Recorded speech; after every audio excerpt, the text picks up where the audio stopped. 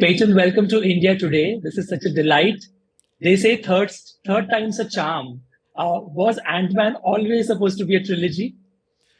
When we were doing the first Ant-Man, when we started shooting it back in 2014, I don't think we anticipated there were going to be 3 movies. In the back of our minds, of course, I thought like, wow, wouldn't it be great to do an Ant-Man trilogy? That would be great if we get so lucky. The first movie was really about, is the audience going to accept a character called Ant-Man whose powers are shrinking and talking to ants? That seems absurd.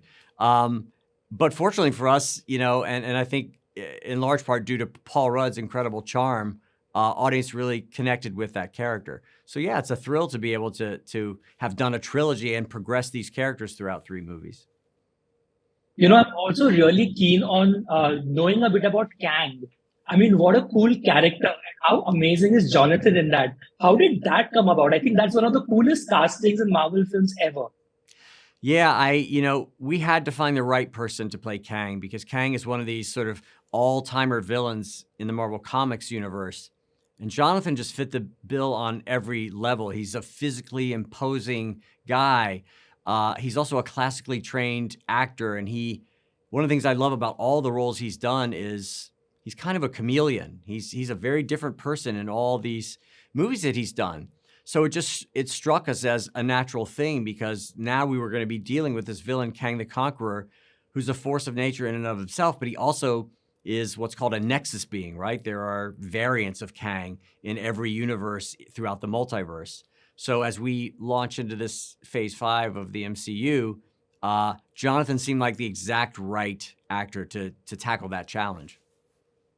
Absolutely. And in the world of Quantumania, there are infinite possibilities. There are parallel worlds, and you could leap into anyone and get one.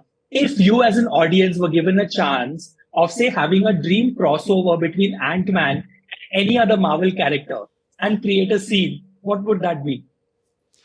Well, listen, I grew up being a huge Fantastic Four fan. That would be a fun crossover. I think that was one of the things as a kid I loved about the comics is that you could read the Avengers or Spider-Man or Fantastic Four, and then other characters would pop up in those comic books. And I think it's one of the fun things that the MCU has done. They've sort of adopted that same structural idea, right? That a different character can pop up in a different movie. So for me, I do. I think Fantastic Four would be great. And also because they're both named after bugs, I think I'm waiting for a little more Spider-Man, Ant-Man interaction. That's going to send fans in a dizzy, trust me. And my final question to you is the fact that, Ant-Man is a huge hit in India. Fans are really waiting for the next film. What message do you have for fans in India? Have you watched any Indian film before? Have you visited? Would you love to?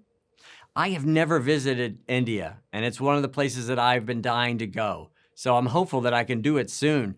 And I'm thrilled to hear that, the fans in India are big Ant-Man fans. I can't wait for them to see the movie, see it on the biggest screen you can with the best sound you can. And because we want to take the audience down to visit the quantum realm for the first time. We sort of dipped our toe into it in the first couple of movies, but now we're going to go down there, further than we've ever been before. So I'm really excited for fans there to see the movie. And yeah, I hope to get there sometime soon.